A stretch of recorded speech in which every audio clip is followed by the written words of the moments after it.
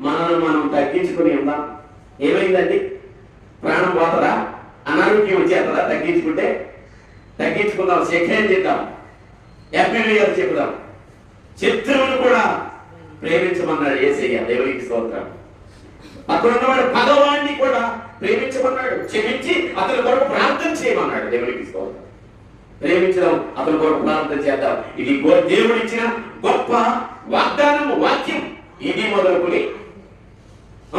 మొదలుకుని మనం ఏం చేస్తామండి? ప్రేమించటం ప్రారంభిద్దాం. చిన్న పిల్లవాడి మనసు. నేను పసిపిల్లవాడిని వలె ఉంటాను. పసిపిల్లవాడి మనసు కలిగి ఉంటాను. ప్రేమ కలిగి ఉంటాను. దేవుడిచ్చిన ఆజ్ఞలు లోబడతాను. దేవుని వాక్యానికి లోబడతాను. దేవుని వాక్యానికి భయపడతాను. ఇదే నూతన సంవత్సరపు వాగ్దానం. నూతన సృష్టి, నూతన స్వభావము, నూతన అభివృద్ధి,